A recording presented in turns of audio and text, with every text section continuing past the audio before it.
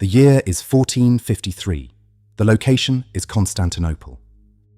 You are standing in the absolute center of the world, but the world is actively shrinking around you. For over 1,000 years, this city has been the impregnable, glittering capital of the Roman Empire. Its massive stone walls have broken the armies of kings, khans, and caliphs. But today, the legendary Queen of Cities is a ghost of its former glory. A metropolis built for 1 million people now holds barely 50,000 desperate souls. Just beyond the ancient limestone fortifications, Sultan Mehmed II has amassed an unstoppable war machine of over 80,000 men and a terrifying new technology that is about to permanently close the book on the Middle Ages. Using advanced AI trained on the first-hand siege diaries of Venetian surgeons, the desperate letters of the last Roman emperor, and the meticulous architectural surveys of the Theodosian Walls, we have completely reconstructed the final agonizing 24 hours before the fall of Constantinople. We are going to strip away the grand historical myths and place you directly into the dust, the exhaustion, and the absolute psychological terror of a city waiting for the end of the world. Imagine repairing 1,000-year-old walls under artillery fire, navigating the bitter rivalries of Italian mercenaries, and standing in the greatest church on earth for the final mass of an empire. This is May 28, 1453, the last day of Rome. The day begins at 4 a.m. The sky over the Bosporus Strait is pitch black, but you are already awake, shivering in the damp, heavy fog that rolls off the Marmara Sea. You are sleeping on the hard, uneven stones of the Peribolos, the elevated terrace between the inner and outer defensive walls of the city. You rise to your feet, your muscles aching from weeks of unbroken physical labor. You look out over the parapet. You cannot see the vast Ottoman encampment in the dark, but you can hear it. It is a deliberate, highly orchestrated psychological assault. The Meta, the elite Ottoman military band, is playing. The sound of massive kettle drums, crashing cymbals, and the shrill, wailing blast of the zurna horns echoes across the plains. It is a relentless, rhythmic thumping that vibrates in your teeth, designed specifically to ensure that the 7,000 exhausted defenders inside the city never get a single moment of peaceful rest. By 6 a.m., the sun burns through the fog, revealing the terrifying scale of your reality. You are standing on the Theodosian Walls. For a millennium, this triple-layered defensive marvel has been the ultimate masterpiece of military engineering. A deep moat, followed by a low breastwork, then a massive outer wall, and finally, a towering 40-foot inner wall. But as you look to your left and right, the invincible walls are crumbling. The air is thick with the suffocating smell of pulverized limestone, burning pitch and sweat. You are a local Greek citizen, pressed into the militia. You are working alongside a heavily armored Genoese mercenary. For centuries, the Greeks and the Italians have bitterly, deeply despised each other, fighting endless trade wars across the Mediterranean. But this morning, there is no politics. There is only survival. Under the command of the brilliant, charismatic Genoese general Giovanni Giustiniani, you are frantically repairing a massive breach in the stone. You do not have time to cut new masonry. You are using anything you can find. You are shoveling earth, hauling shattered timber from abandoned houses, and rolling massive barrels of compacted dirt into the gaps. You are building an earthwork palisade. It isn't beautiful, but earth absorbs the shock of the new gunpowder weapons far better than brittle ancient stone.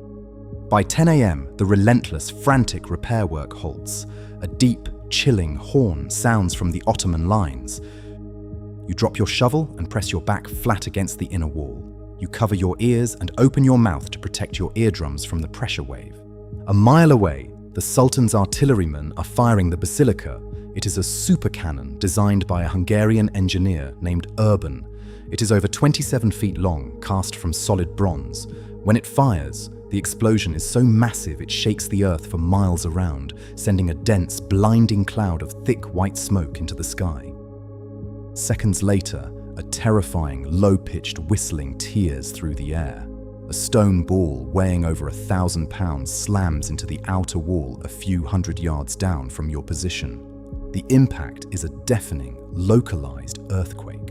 Solid blocks of ancient limestone simply vaporize into a cloud of lethal, high-velocity shrapnel. A thick cloud of choking, white dust washes over you. The sheer physics of the weapon are mind-bending. You are witnessing the exact explosive moment that traditional medieval castles become entirely obsolete. By 1 p.m., the bombardment pauses to allow the massive bronze cannons to cool down. The heat of the late May sun is beating down on the rubble. It is time for the midday ration. You walk down from the walls into the city. Constantinople is a ghost town. Entire neighbourhoods have been abandoned and reclaimed by nature, transformed into overgrown orchards and wild wheat fields inside the city limits. You join a long, quiet line of haggard citizens near a local bakery. The wealth of the empire is completely gone. There is no fresh fish from the harbour and no imported grain from Egypt. You are handed a dense, hard piece of bread made from a meagre mix of stale flour and ground chickpeas. You drink a cup of heavily diluted, sour wine. The economy of the city has completely collapsed into a desperate barter system. Wealthy noblemen are trading heirloom silver chalices and silk tapestries just to secure a small sack of olives or a piece of salted pork. The hunger is a constant, gnawing presence, deliberately maintained by the Ottoman blockade that has completely choked off the city from the outside world. By 3 p.m., you walk toward the northern edge of the city, looking out over the waters of the Golden Horn. This deep water inlet was supposed to be the absolute guaranteed safety net of the city. Stretched across the mouth of the harbour is the Great Chain, a massive, impossibly heavy iron boom floated on wooden logs, completely blocking any enemy ships from attacking the northern sea walls. For weeks, the defenders believed their northern flank was safe, but you look out across the water and you see the ultimate, terrifying genius of Sultan Mehmed. Unable to break the chain, the 21-year-old Sultan ordered his engineers to construct a pathway of greased wooden logs directly across the steep, rugged hills of Galata, completely bypassing the water. In a feat of staggering, almost unbelievable logistical willpower, the Ottoman army used thousands of oxen and men to literally roll over 70 heavily armed warships out of the Bosporus up over the hills and drop them directly into the Golden Horn behind the chain. You stare at the Ottoman galleys now floating in your own harbour. The psychological crush is devastating. The city is now completely, hermetically surrounded. The defenders on the land walls have to be spread dangerously thin to protect the sea walls. You look at the dark water, realizing there is absolutely no possibility of a rescue fleet arriving from Europe. You are entirely alone. By 6 p.m., the sun begins to set, casting long golden rays across the domes and spires of the city. The Ottoman bombardment completely ceases. An eerie, heavy silence falls over the capital. You join a massive, silent procession of citizens, soldiers, and nobles walking toward the center of the city. You are heading to the Hagia Sophia, the Church of Holy Wisdom. For nearly a millennium, this has been the architectural and spiritual marvel of the world. Its massive golden dome seems to float in the sky, suspended by a ring of windows. But for decades, this church has been a site of bitter division. The citizens of Constantinople, fiercely devoted to Eastern Orthodoxy, have deeply resented the attempts to force a union with the Catholic Pope in Rome. The city has been fractured by religious protests, with some citizens famously declaring they would rather see the Ottoman turban in the city than the Catholic mitre. But tonight, on the eve of destruction, the theological hatred simply dissolves. You walk into the cavernous, breathtaking interior of the church. It is illuminated by the warm, flickering glow of tens of thousands of hanging oil lamps. The air is heavy with the scent of ancient, pure frankincense. And there, standing shoulder to shoulder under the massive golden mosaics, are Orthodox priests and Catholic cardinals. Genoese mercenaries in heavy plate armor kneel right beside barefoot Greek farmers. The emperor himself, Constantine XI Palaeologus steps forward. He is the 86th emperor of the Romans. He does not wear a crown of jewels, he wears a simple battle tunic. The historical accounts tell us that he addresses the gathered crowd. He speaks with profound, heartbreaking clarity. He tells the Italians and the Greeks that they are all brothers tonight. He reminds them that this city is the refuge of all true Christians, and he asks them to defend it with their lives. He asks for forgiveness from anyone he has ever wronged. The entire congregation, hardened, battle-scarred veterans and terrified citizens alike, begins to weep openly. It is a moment of profound, unparalleled emotional weight. They are participating in a joint communion. They are not gathering to organize a surrender. They are attending the living funeral of the Roman Empire. You take the communion bread, surrounded by the golden light, knowing with absolute certainty that this is the last Christian Mass that will ever be held in this magnificent space. By 10 p.m., you return to the rubble of the Theodosian Walls. The night is unusually dark. A lunar eclipse just a few days prior had deeply terrified the populace, fulfilling an ancient prophecy that the city would not fall until the moon turned dark. You take your position on the repaired earthworks. You look out over the parapet. The vast Ottoman encampment, which has been brightly lit by thousands of campfires every single night for the past 2 months, is completely, absolutely dark. The blazing fires have been systematically extinguished. The relentless, maddening drums of the meta band are entirely silent.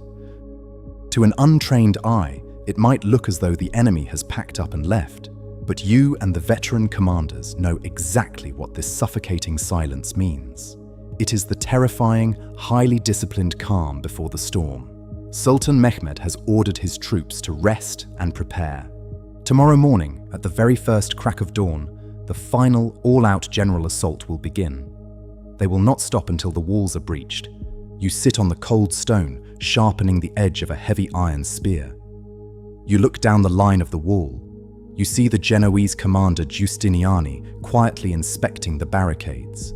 You see Emperor Constantine walking the battlements, speaking softly to the men in the dark, preparing to draw his sword and die anonymously in the rubble alongside his subjects. You are a citizen of a city that has outlived its own era. The classical world is completely gone. The medieval world is actively crumbling under the impact of gunpowder. The men standing on this wall are the very last custodians of a 2,000-year-old legacy that traces its unbroken lineage directly back to Augustus Caesar. When the sun rises, the walls will finally fall. The Sultan will ride his horse through the breaches, and the Ottoman Empire will secure its place as the new, dominant superpower of the Mediterranean. The scholars fleeing this exact destruction will carry their ancient Greek texts across the sea to Italy, inadvertently sparking the fire of the Renaissance. But tonight, in the quiet, damp fog of the Bosporus, Rome still stands. You grip your spear, you look into the dark, and you prepare to hold the line for one final, glorious dawn. This video is brought to you by the Paladin Learn History app. Scan the QR code to learn more history.